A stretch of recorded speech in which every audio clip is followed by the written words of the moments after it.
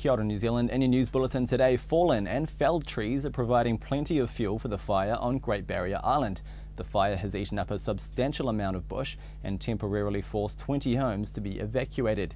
It's currently being contained to a strip of around a kilometre near the Claris airfield. Great Barrier Island Community Board Chair Paul Downey says there's plenty for it to burn through, although the wind isn't helping it as it pushes the fire west across the island. 3 helicopters have been helping to fight the fire. And the leadership of the Maori Party is under consideration at annual Ratana celebrations.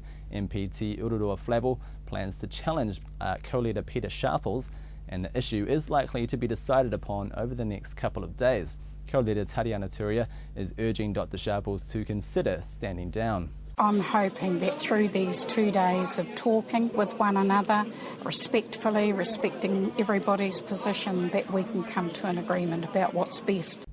And a merging of the Māori and Mana parties is also on the cards. Mana leader Hone Harawira suggested the move, although the major sticking point is the Māori Party's support of the national government, a relationship Mr Harawira strongly opposes.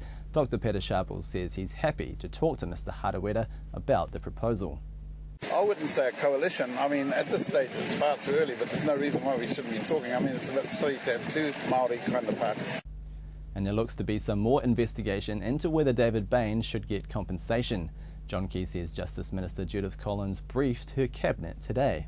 Robert Fisher QC didn't complete his report. He completed part 1 of his report, which was the critiquing of Binny's assessment of the situation. To the Middle East, where exit polls are showing a win for Prime Minister Benjamin Netanyahu in Israel's election. Netanyahu's party won 31 seats according to 3 TV exit polls. On Facebook, he's thanked millions of citizens for voting. He says the exit poll results show it's clear that Israelis want him to continue to serve as Prime Minister of Israel and to form a very wide government. And staying with international news, French and Malian troops have recaptured 2 towns in Mali from Islamist fighters. The large northwest African nation has been under threat of becoming a terrorist hub from the Islamist insurgents. Andrew Urquhart talked with Chance Briggs on New Zealand's Rima this afternoon. The food and nutrition crisis and now the military crisis and the occupation of the North have just made things much worse for poor Malians. For many people in the North, we believe that day-to-day existence is under threat, that they literally don't have the food or access to clean water that they need. Certainly they don't have access to medicines. Many of the hospitals are not functioning. And you can hear that interview in full on New Zealand's Rima tomorrow morning from 9 till noon. Public spending to discourage smoking seems to be working. In the first week of this year, over 2,000 smokers signed up to Quitline. Usually around 1,100 people sign up in a week.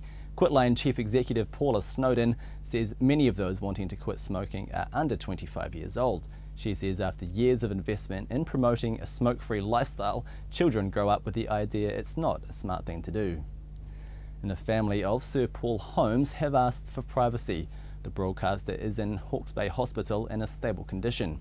Sir Paul's knighthood ceremony last week was brought forward at the request of his family because of concerns over his health. And in sports, it's celebration time for the Blackcaps. New Zealand has won its first ever series in South Africa after winning the second one-day international by 27 runs for a 2-0 lead with 1 match to play. Captain Brendan McCullum says it wasn't the perfect performance, but it was an amazing result. Yeah, there's some areas to work on, but let's not underplay what we've just achieved as well. I think it's a fantastic effort, and yes, we want to keep improving as a team, but we're pretty pleased with what we've achieved so far. And that's all from me and the team here at End Zone tonight. Ka kite anō.